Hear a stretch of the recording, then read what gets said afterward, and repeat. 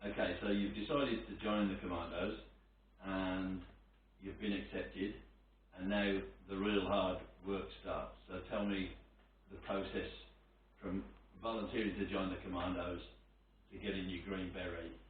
Well, first off, you go to selection before you even go down to carry. You can't just go there. You've got to go to a selection course, which is very hard. It's harder than normal course, and you've got to pass that, which consisted of all the, you know, the assault courses and unarmed combat and all that stuff. And then you look at the board again at the end of the course.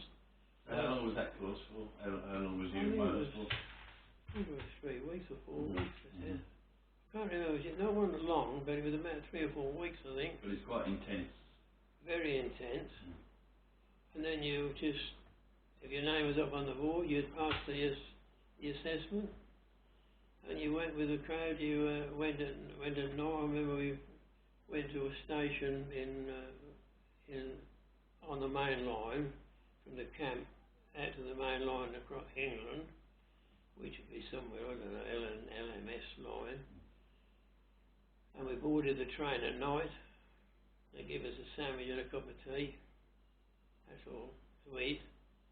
Sandwich and a cup of tea, all packed in like sardines on this train, chugged all through the night, got through the Highlands of Scotland. You would have gone to like somewhere like Fort William first, then. Well, it went Fort William, but it didn't stop there because we were going on to Speen Bridge, which is the next, next 2 stops, I think.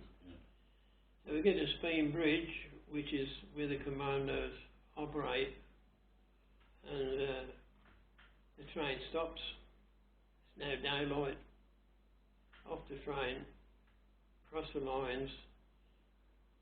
No round platforms, cross the lines, so you're going to climb up to the platforms where you bag, and where you could go on the top of there in a big, what would be a big car park, I presume, or a loading bay or something. And there's this army truck, 2 army trucks, I think. They drop your kit bags and we, no, you're not getting in these. Oh, won't we? No, you've got to march to the camp. You start training, your training starts now. Is it 14 miles? Yeah. 15. 15 miles. 7.5 each way. 15 miles, that's nothing. So there's a sprightly young commander with his green beret on and his sergeant stripes, marching us up the hill from Speen Bridge up the hill to the top, where now the memorial stands. Then right down onto the Caledonian Canal over the bridge, up to the top. Turning right at the top, you see a sign that says 7 miles. So you know, 7 miles to go. That's not bad, oh no. So we marched down there, halted about probably a quarter of a mile from the camp, and the pipe band, Commando pipe band was there. They piped us in. You felt 10 foot tall now, marched in through the gates into the camp. Now you got sent to your different sergeants, who would now be your sergeant. He would be in charge of you to tell you what you're doing tomorrow, and what you're going to wear, and where we're going, and what. So how long were you at Macquarie for? I think it was 6 weeks. 6 weeks. And that was... I think it was. More intense than... Oh, yes. That was day and night. So tell us a typical day. Day and night. There was no time. You're on duty the whole time, 24 hours. You could go to bed and have them. You staggered in and fell asleep on the bed with your kit on. It's only camp beds like double-tiered beds. And tired, fell asleep straight away. At 1 o'clock, come on out, come on, rap. Sergeant's there, willing you, wicking you outside, all outside. You're outside, a double march to get warm. Keep doubling till I tell you to stop. And then there was things, the things that you learned obviously was unarmed combat and all that, but the one thing you always enjoyed was blowing things up, didn't you? Yeah. Tell us about one of those. Like that. So we used to we used to do practicing with an LCA on Lockley. And we used to come in on a big hill in front, and you go up through the sides of the front, the salt called the front, one of the sides, and I was on one of the sides, I think. You go up this slope. You go up the slope with all charges blowing up underneath you, all charges in the sand and in the soil and privately up, with wires where they are on the big hot. Making it as realistic as you can without killing you.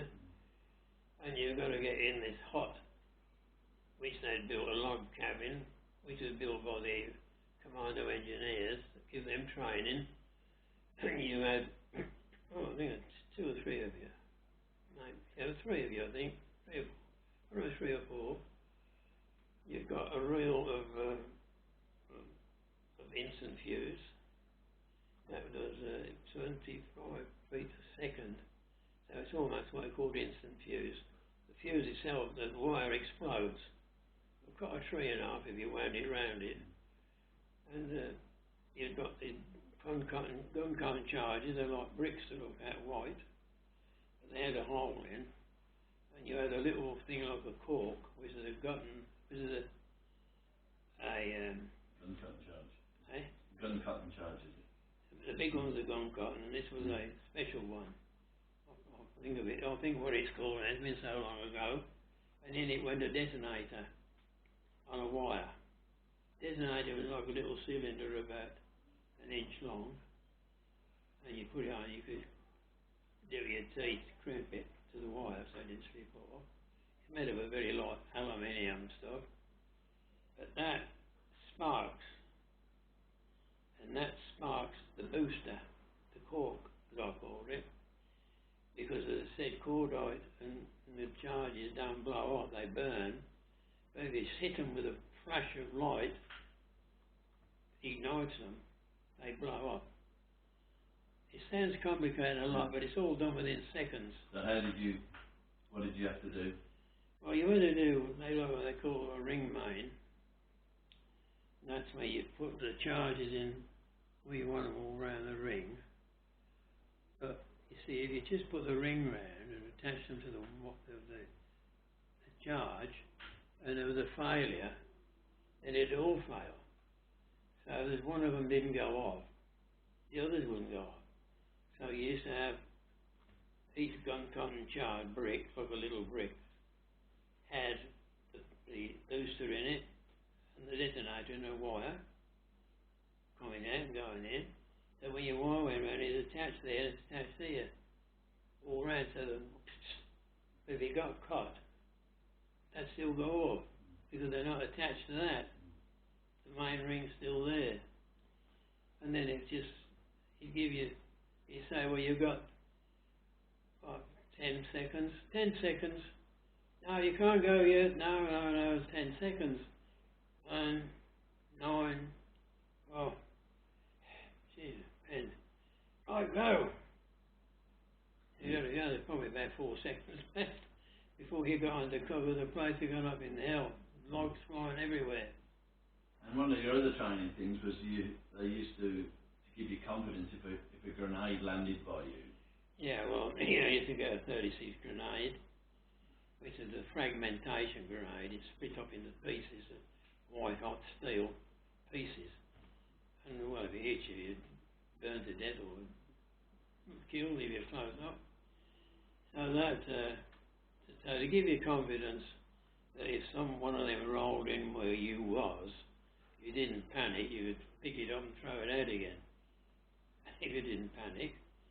So they teach you that. So they measured that if you lay 6 foot, if you put it down and put it down first, the dummy first, to test it, put that down, where your head goes there, and your length of your body, and draw a line, say 6 foot, you've got to have your head there, that's 6 foot, not there. So you put it down, and how many seconds you've given on probably 7, that's about all. There's not many, it sounds a lot, but there's not many seconds when you've got to get around, turn around and get down again. So you pull the pin in a live one, and you nip back behind, which would have been the line. You've got to guess the line now because you've already got it in your brain what 6 foot looks like. And then you fly flat with your hands over your ears. They blow your eardrums. And then you bang. Because the grenade would explode upwards. Not like that. It goes up that way. So the further you are from that angle. And when you used to do live night exercises, they used to fire live rounds at you, didn't they? Yeah, ring guns. Well, they were all positioned up on the hills where the locks. So you come in at night on the beach. They used to blow up. It was dark, but you were paddling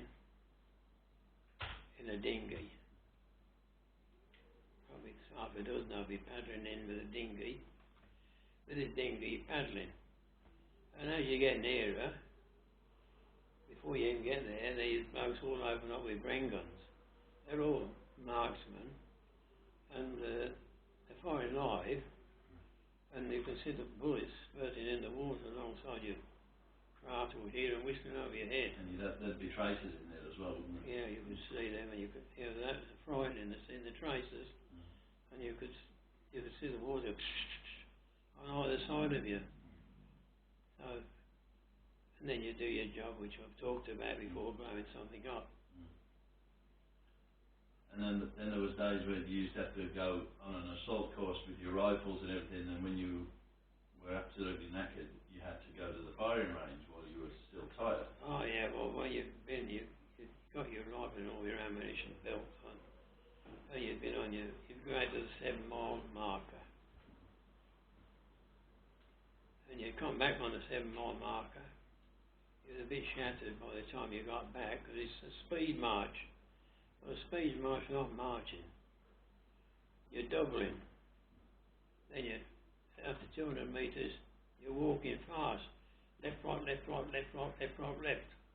Quick march, double, double, double, double, double. 200, double, it just kept changing, and it gives you this pains in your legs because the muscles was changing all the time.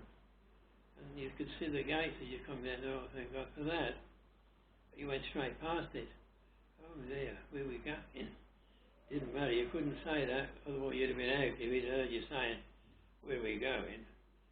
You've been out. So you go down, I don't know, another half a mile, and then he says, turn left. Right up the hill, says targets, fire at targets. So you come up this heather, and it's very slippy on heather and bracken when it's dry, slippy. But you get up there, and you're on the hill, and then these things pop up. You've got to shoot at them. And then when you've done that, you're not resting now because you've got to go under the barbed wire, which is like all an area with barbed wire crisscrossed with about a couple of feet spare. So you go underneath there, or the bullets are firing across the top of it. So when you, so at the end of this 6 weeks or so, you then get your green beret, yeah, which was obviously a very proud moment. Do you want to just tell me about that? Wonderful moment when you march. I know we passed by then, because we've been measured up for it, and they took them away to be shrunk and shaped. And we line up on the big parade ground, and the Lieutenant Colonel Vaughan, he was called the king of the castle. He was the #1 Cameron, he was. And he was there with a stack of berets, all in order, so you got the right one, every in order. And they just call your name out. That is Hensman, CHX 1076. Up. Left turn, left, right, left, Sergeant's marching you, left, right, left wheel, hold, right turn, salute,